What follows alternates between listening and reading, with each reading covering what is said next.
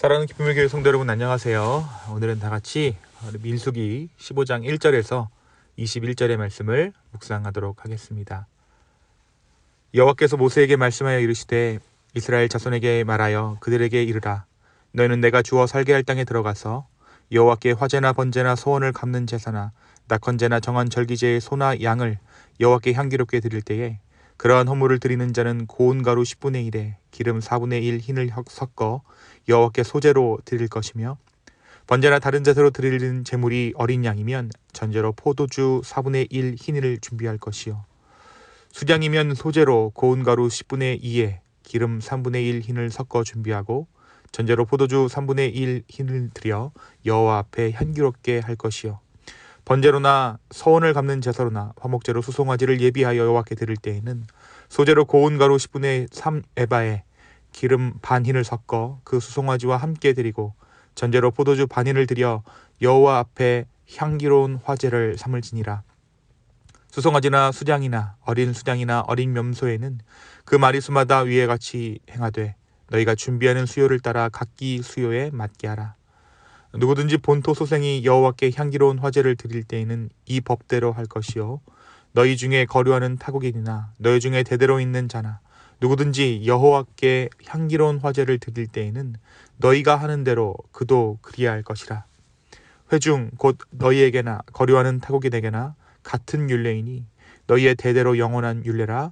너희가 어떠한 대로 타국인도 여호와 앞에 그러하리라. 너희에게나 너희 중에 거류하는 타국인에게나 같은 법도 같은 규례이니라. 여호와께서 모세에게 말씀하여 이르시되 이 이스라엘 자손에게 말하여 이르라. 너희는 내가 인도하는 땅에 들어가거든 그 땅에 양식을 먹을 때에 여호와께 거제를 드리되 너희의 처음 익은 곡식 그 가루떡을 거제로 타작마당에 거제같이 들어 드리라. 너희의 처음 익은 곡식 가루떡을 대대에 여호와께 거제로 드릴지니라. 아멘. 오늘은 다같이 우리 민수기 15장의 말씀을 묵상합니다. 우리가 어제 말씀에서 이스라엘의 가나안 정탐에 대한 하나님의 심판을 함께 보았습니다.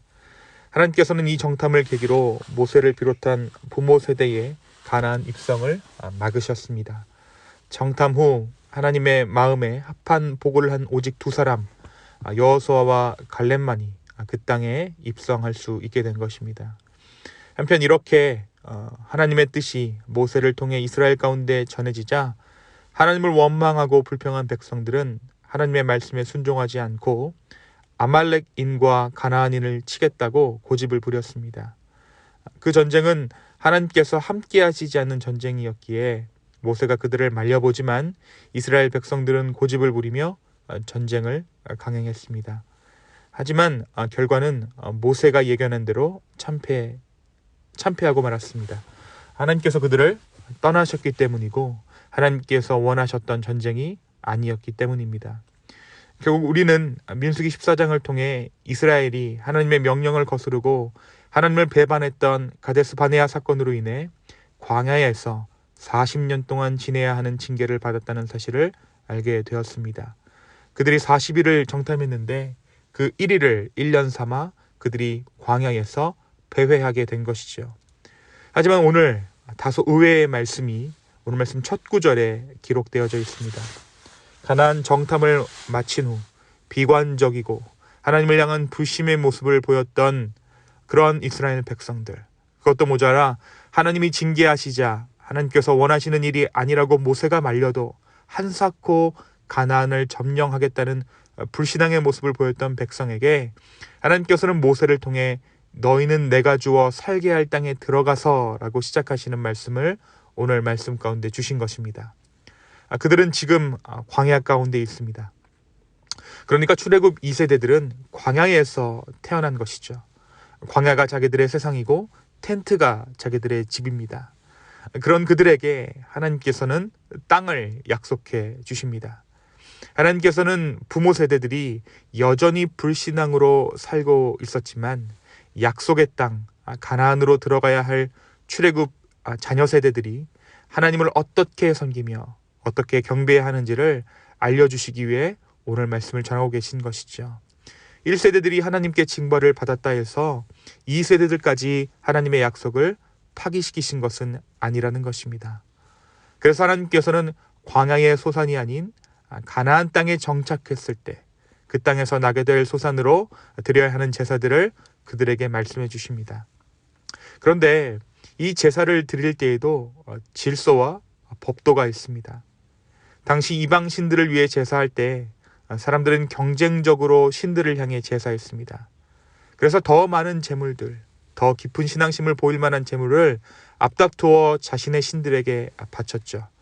그 결과 끔찍하게도 어떤 신들을 위해서는 그들은 인신 공양을 드리기도 했습니다. 아들을 잡아 드리고 자신의 몸을 불살라 다른 이방 신들에게 제사를 지내는 그러한 풍속들이 그들 가운데 있었다라는 것이죠.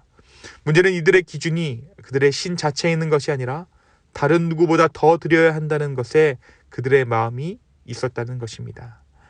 그래서 하나님은 가나안 땅에 드려질 제사에 대해서 그 땅에서 드려질 제사에 대해 말씀하실 때 제사에 맞는 제물 또는 음식의 양을 지정해 주신 것이죠. 이 질서를 따라, 이 규례를 따라 제사하라는 것입니다. 우리가 다른 본문들을 통해 확인할 수 있듯이 이 제물은 소득 수준에 따라 형편껏 드리도록 하나님 또한 약한 자들을 배려해 주셨습니다. 또 한 가지 눈에 띄는 부분은 하나님께 나아가기 원하는 자들은 비록 이방인이라도 하나님께서 이스라엘에게 허락하신 규례와 법도대로 제물을 준비하여 하나님 앞에 나오면 하나님께서는 그들의 제사 또한 차별 없이 받으시겠다라고 말씀하십니다. 오늘 말씀은 누구나라는 말로 시작하고 있어요. 누구나 하나님께 나아가길 원하는 자들은 그들의 정해진 제물을 가지고 하나님 앞에 나올 수 있었다라는 것입니다. 이스라엘 백성들의 삶과 문화에 동화된 사람들은 하나님을 향한 신앙을 통해 이스라엘 백성의 신앙 공동체의 일원이 되었고 그들 또한 하나님 백성으로 인정해 주셨다라는 의미가 되는 것이죠. 사랑하는 성도 여러분, 오늘 말씀이 민수기 15장 1절에서 10절의 말씀이 우리에게 무엇을 말해주고 있습니까? 오늘 말씀은 우리에게 우리 주님의 신실하심을 또 한 번 말해주고 있습니다.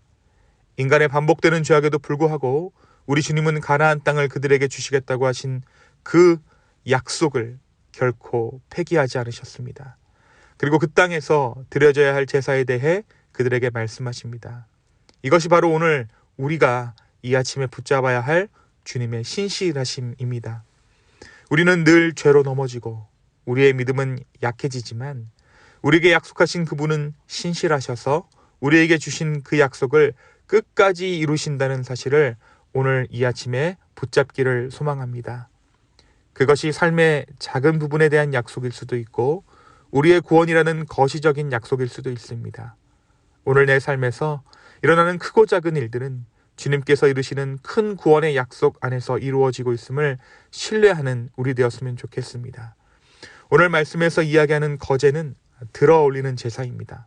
선물을 받은 자녀들이 선물을 얼싸안고 기뻐 춤을 추는 것처럼 하나님이 양식을 주는 것에 감사하며 기쁨으로 반응하는 행동으로 양식보다 양식을 주신 하나님을 기억하는 제사였습니다. 첫 열매를 하나님께 올려드리는 것은 이후에 있을 추수의 열매들도 하나님의 선물이라는 고백입니다. 하나님께서 우리를 기뻐하시는 것을 할 때 우리도 하나님을 기뻐할 수 있습니다.